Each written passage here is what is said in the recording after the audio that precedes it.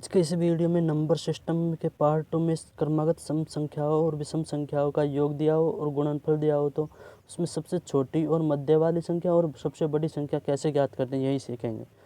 तो दोस्तों, मैं इन क्वेश्चनों को सोल्व करने के लिए इतनी आसान ट्रिक बताऊंगा जिसको देखते ही बिना पेन कॉपी के आप सोल्व कर सकते हो। तो चलिए क्वेश्चन पहले पर चलते हैं हम। 3 क्रमागत संख्याओं का योग 36 है, तो सबसे बड़ी संख्या क्या है? दोस्तों, 3 क्रमागत संख्याओं का योग 36 है, तो उसमें सबसे बड़ी संख्या क्या है? दोस्तों, इसमें जितनी भी संख्याएं दी हो, जैसे 3 क्रमागत, 2 क्रमागत, 5 क्रमागत संख्या दी है, वो उसमें जितने का योग दिया उसमें उसी संख्या का भाग देते हैं। जैसे इसमें 3 क्रमागत संख्याएं दी हैं, तो इसमें 36 में 3 का ही भाग दे देंगे। तो 3 एकम 3, 3 2 6। तो इसमें पूछा है सबसे बड़ी संख्या, तो इसमें एक संख्या ये है, वो एक संख्या ये बीच वाली है और ये संख्या ये है।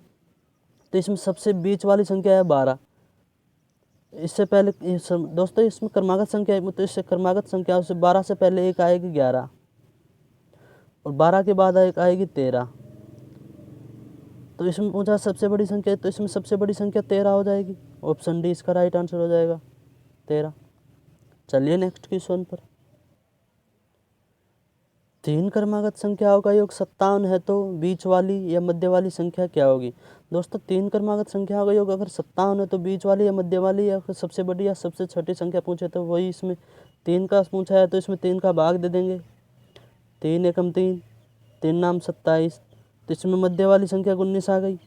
तो इसमें पूछा है मध्य वाली संख्या ही, तो इसमें ऑप्शन ए इसका राइट आंसर हो जाएगा, 19। चलिए नेक्स्ट क्वेश्चन पर।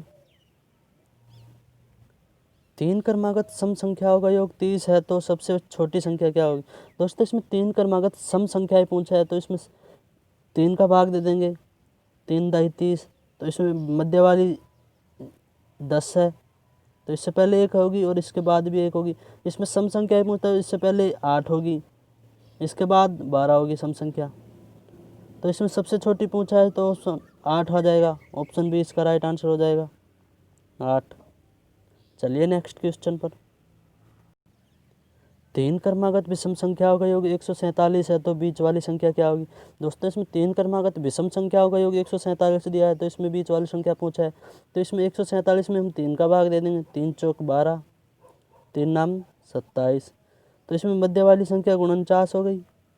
तो इससे पहले एक संख्या होगी, ये बीच वाली हो गई, इसके बाद भी एक संख्या होगी। तो इसमें बीच वाली संख्या पूछा है, तो बीच वाली संख्या 49 ही हो जाएगी। ऑप्शन सी इसका राइट आंसर हो जाएगा, 49। चलिए नेक्स्ट क्वेश्चन पर। 3 से विभाजित होने वाली 3 क्रमागत संख्याओं का योग 72 है, तो उसमें से सबसे बड़ी संख्या क्या होगी? दोस्तों, इसमें 3 से विभाजित होने वाली 3 क्रमागत संख्याओं का योग दिया है और उसमें सबसे बड़ी संख्या पूछा है, तो इसमें 3 का भाग दे देंगे जिसका योग दिया उसमें। 3 2 6, 3 चौक 12। तो बीच वाली संख्या 24 हो गई। इससे पहले एक संख्या होगी और इसके बाद भी एक संख्या होगी। तो इसमें सबसे बड़ी पूछा है, तो 3 से, वो भी 3 से विभाजित। तो इससे पहले 3 7 21, 3 से विभाजित है, फिर 3 नाम 27, ये भी 3 से विभाजित है इसके बाद। तो ऑप्शन डी इसका राइट आंसर होगा, 27। चलिए नेक्स्ट क्वेश्चन पर। उन 3 क्रमागत संख्याओं का गुणनफल कितना होगा जिनका योग 30 है? दोस्तों, उन 3 क्रमागत संख्याओं का गुणनफल कितना होगा जिनका योग 30 है? तो इसमें 30 में 3 का भाग देंगे। 3 दाई 30। तो बीच वाली संख्या 10 है, तो जिसमें पूछा है क्रमागत संख्या ही, तो इससे पहले 9 होगी और इसके बाद 11 होगी। तो इनका गुणनफल पूछा है, तो 11 9 99 और 10 1 0 है, ये हो जाएगा 990। ऑप्शन से इसका राइट आंसर हो जाएगा 990। चलिए नेक्स्ट क्वेश्चन पर। उन 2 क्रमागत सम संख्याओं का योग क्या होगा जिनके वर्गों का अंतर 44 है? दोस्तों, उन 2 क्रमागत सम संख्याओं का योग क्या होगा जिनके वर्गों का अंतर 44 है? तो इसका आंसर ज्ञात करने के लिए हम 44 में 2 का भाग देंगे। 2 2 4, 2 2 4, तो 22 इसका आंसर हो जाएगा, ऑप्शन ए। दोस्तों, हम इसको चेक करेंगे, देखें।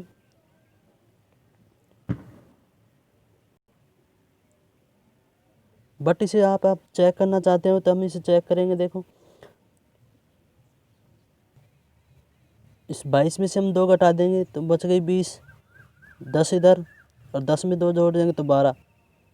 अब जब इनका वर्ग करेंगे तो 10 का 100 और 12 का 144, तो इनका अंतर है 44 और इनका योग है 10 और 12 22।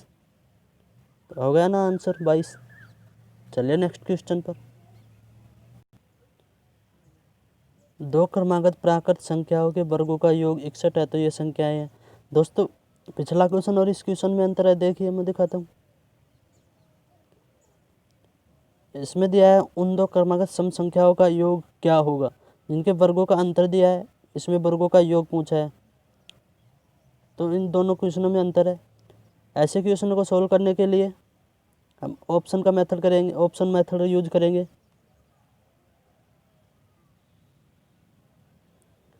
जैसे 4 का वर्ग होगा 16, 5 का होगा 25, इनको जोड़ेंगे 6 5 11 1 2 3 4 41 होगा। ये नहीं होगा, ऑप्शन ए गलत हो जाएगा। ऑप्शन भी चेक करेंगे।